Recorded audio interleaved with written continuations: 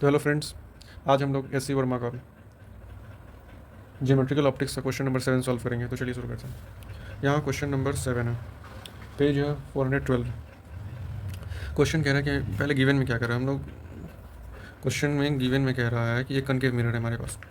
तो उस concave mirror में ऐसे एक ऑब्जेक्ट रखा हुआ है जो एक्सटेंडेड ऑब्जेक्ट है, और ये हमें इसे डायमेंशंस दिया हुआ है कि ये 10 सेंटीमीटर है, ये 10 सेंटीमीटर है, और यहाँ से यहाँ तक का डिस्टेंस ये 30 सेंटीमीटर दिया हुआ है।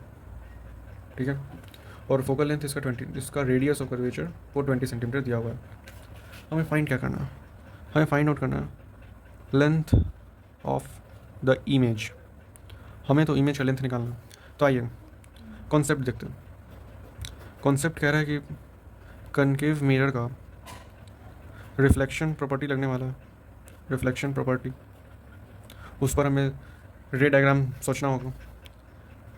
सेकेंड पॉइंट कह रहा है कि हम इसको नेम कर देते हैं। अगर हम इसको ए, ये बी, ये सी और ये डी कर दें, तो हम एक ये वाला पार्ट और एक ये वाला part, we have to separately calculate the length of the images of part A B and C D. आइए फार्मूला क्या है इसमें। फार्मूला सिंपल सा है, जो कि मिरर फार्मूला है। पहला मिरर फार्मूला, जिसमें आप देख सकते हो 1/u plus 1/v is equals to 1/f होता है। सेकेंड मैग्नीफिकेशन, जो कि -v/u is equals to height of the image by height of the object, ये फॉर मिरर। ठीक है, आइए कैलकुलेशन देखते हैं। कैलकुलेशन में हम लोग फॉर पार्ट ए बी, अब आप पहले या इसको हटाइए, लेट्स अंडरस्टैंड द रे डायग्राम। हम लोग पहले रे डायग्राम्स को अंडरस्टैंड करते हैं। इसमें आप जैसे देखो कि ये है हमारा, ठीक है। अब इसमें इसका तो फोकल लेंथ आपको रेडियस बाई 2 होता है। हाँ, तीसरा फार्मूला यहाँ पर focal length f is equals to radius by 2। अब ये हमारा 10 सेंटीमीटर हो जाएगा। तो हमारा ऑब्जेक्ट क्या है, ये है, इसको हमने मेंशन कर दिया A B C D, arrow से इसका हेड हम लोग दर्शा देते हैं। इसका फोकस यहाँ पर होगा और इसका सेंटर का विचर यहाँ पर होगा। ये डिस्टेंस क्या 20 सेंटीमीटर ही होगा, लेकिन ये कितना डिस्टेंस गिवन है, ये तो 30 सेंटीमीटर गिवन है।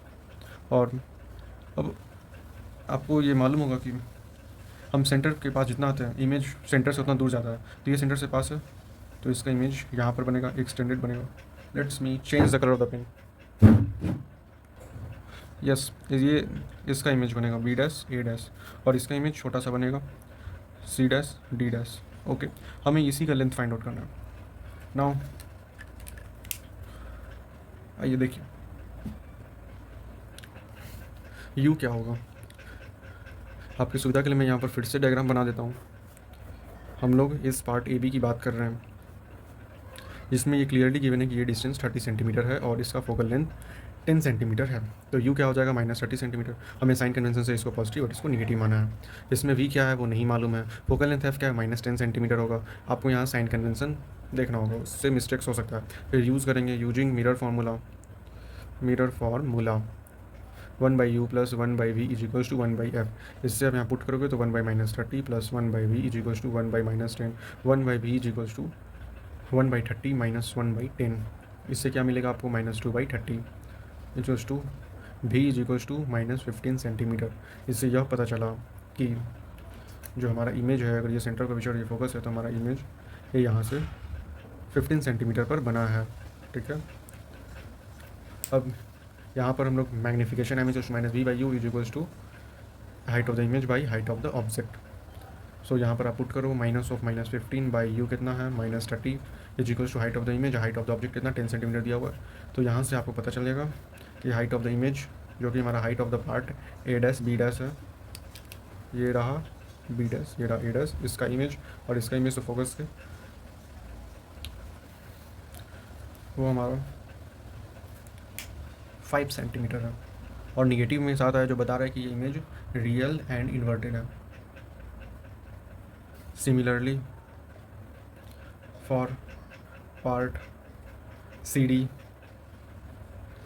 जहाँ पर आपको भी मिलेगा यहाँ पर वी के नहीं, पहले यू निकाल लेते हैं। यू क्या हो जाएगा, ये 30 है और ये हमारा 10 है,